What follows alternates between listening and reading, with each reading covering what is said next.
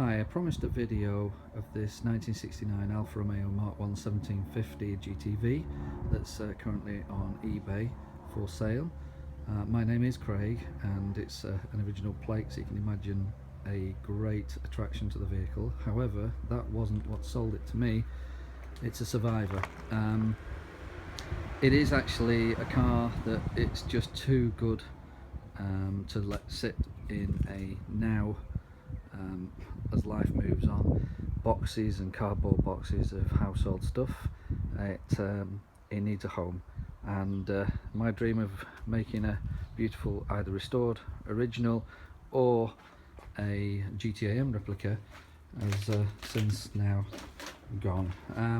I'll concentrate first of all in the front of the car, starting with the nose, which, as I've said, has got little bits of surface rust, but this is mainly oily, and it's a really good, easily salvageable and not crusty nose. But it is a Mark II. I have no idea what the story was, why it is, but you can see where the indicator's go on a Mark 1, and there's the indicators behind that would go in a Mark II, so you would plate them up, otherwise they're identical.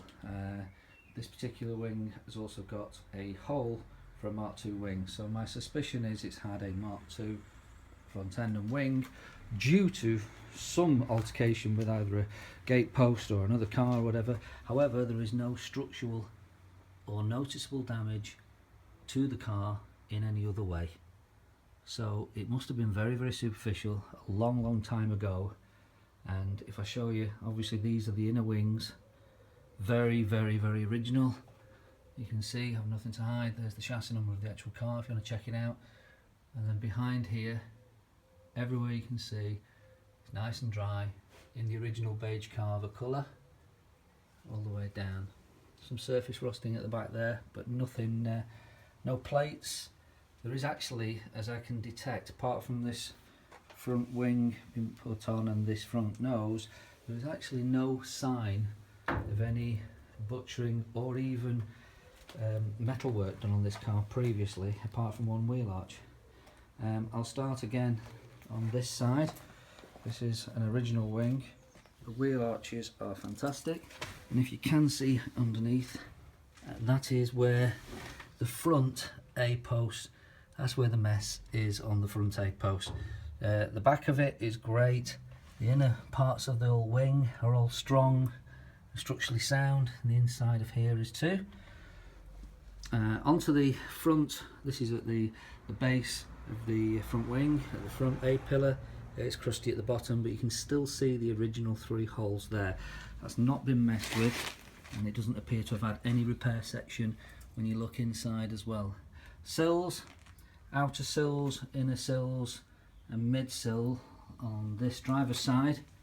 You see the a little bit of corrosion towards the back there, but mainly the sill itself is correct profile, correct gapping, and if you can see, I'm about 13 stone. This car's supported at the moment, as I'll show you, on the rear axle stands, which are on their original axle stands, and on the main sort of subframe there, which is just all oily, which has been nicely protected and preserved.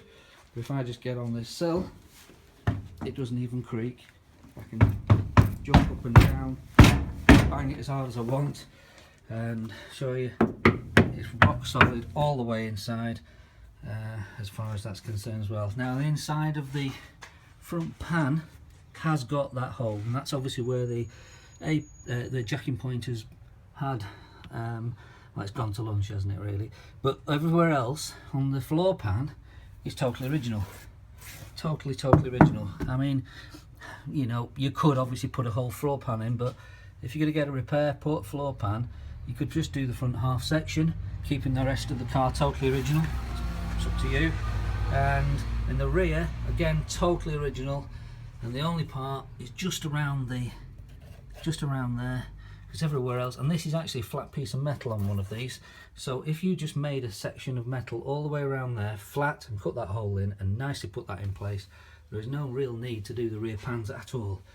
Underneath you won't be able to see very well on the camera from my phone, but there is no no welding that I can see at all. Even down inside here, there's no evidence of any repair sections to the rear wing, and all these holes here. Now at the back, wheel arches, inner wheel arches, the back plates and everything like that, absolutely great as well. But it has gone here, unusual, but again that's flat metal. So again, a flat piece of metal put in there, curved obviously to the shape and body of the car, would be an easy repair. It is one of the things I was going to get done and just fabricated. Headlining still in the vehicle, and then you've got this wonderful motor liter steering wheel, original clocks, original Jaeger clocks, even an original Blaupunkt stereo, 1750 plate, and again centre tunnel, all nice, solid, and original heater box and pedals as far as I'm concerned. All the bolts are all there for the doors, and at the back here you can see here the door as well. Moving on to this rear wing, again from the outside there's no evidence of any repair. The wheel arch is original as I can see, but around the window you are going to put new metal in here, but again it's the flat pieces, so I'm not trying to oversimplify this, but that is the flat pieces are the easier bits to do. There's the actual holes for the actual Quadrifoglio badge, which on this one I think it's gold. Bit of surface rust just on the top of that, but all nice and solid metal. Doesn't sound like it's full of filler. On the bottom arch it's gone, so a repair section in here is required, but going round to the back, again, it's a very, very good car. Some surface rust around the headlamp, back panel is great. There is one here, it's got some surface rust on top, and it's really eaten away where the badge was, but that's the original that was on the car, but there's actually a deck with it that's extremely, extremely good, which has got all the nice original. This is not on hinges, so I'll be careful. So if I lift this up, you can see this is all great inside, so this is with the car anyway. Some of the edges, they have gone a little bit. In the main, sorry, they're okay, but again they've gone down here, and in the main again across the top here it's fine. I wonder if this works. Sorry, no, that's a lamp I thought might work. Everything on the inside, nice, strong, original. I've stripped it all out. It's very easy to see. You can see that that's where it's gone on the inside there, and that's where it's gone on the inside there, so they are accessible. Fuel tank's still in the vehicle, but again all the inner wings is fine. Spare wheel well, it's a shame it has gone where the hole would normally be, the nice circular hole which is the drain hole, but everywhere else is great, it's nice and original. So whether that's repairable or you'd replace it all, entirely up to you. The back here again very good, and then that's again around this light showing in, it's great. The back's gone, so you would need a rear valance, definitely, and it's gone a little bit more on this side. So this rear section, which is a repair panel all the way around, is available, so you can get that. Inside the petrol flat, again, nice, original, solid. This wheel arch has had some repair. The paint, although it looks nice and shiny in places, has got some spray on it in places where I've just covered it up because they were just a little bit more exposed.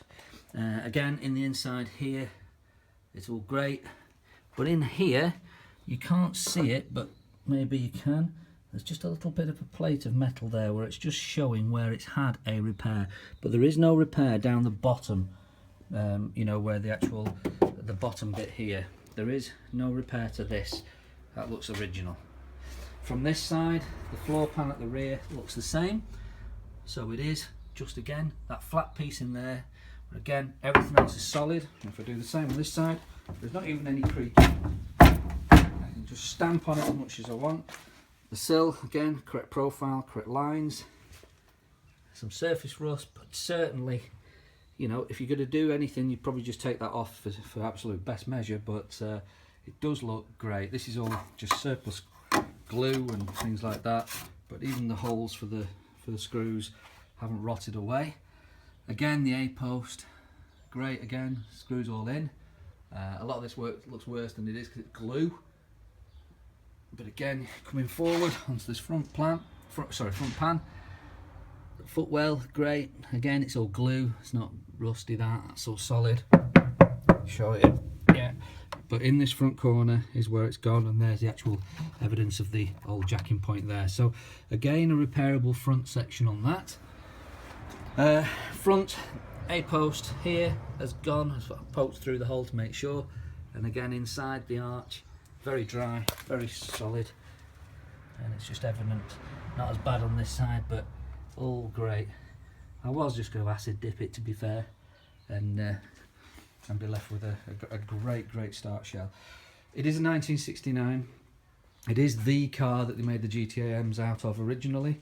It would make a great car. It is complete, as in it drove in here with an MOT some years back. Can't remember which year it was actually, but the dashboard, by the way, is no horrible cracks or marks. Easily will clean up. We'll just do that. It's just dirty. And I just realised I put my finger in my mouth with dirt on it. And over here at the back, there's the seats, the door panels. These are the flying buttress seats. They've all been taken out and stored at the back. The centre trims, the light trims, other trims, the badge at the front, the kick plates around the windowsill trims, the front scuttle, bonnet. Bonnet's in good order, some surface rust on it. The gearbox is down here, and then behind there, there's all things that's here as well. That is all to do with the injection system that was with the twin spark engine that's behind there, which if you pull back, I'm going to get a big spider, I know I am. But well, there she is anyway, I can just about see it. The doors are here. The doors I've regrettably done the same as they always do and gone completely. But otherwise the rest of the doors are actually okay, so whether it's an outer shell on it or anything, I don't know. But the inners, there's the other door there. Rear axle is a limited slip diff, and again in this one it's all great, all bolt holes, fantastic. I don't know if you can see in here, I don't think you will be able to, and underneath I don't think it's any point, but I will try and show that I cannot see any previous welding. It is a pure survivor right hand drive 69 car, and the more I'm looking at it, the more heartbroken it is for making me feel that I'm now selling it. But somebody, preferably someone who really knows what they're doing, will buy it, build it, treasure it, and hopefully bring it back to me one day to show me what it's really like. And if I've got the money at the time, I might even buy it back off them. Thank you very much.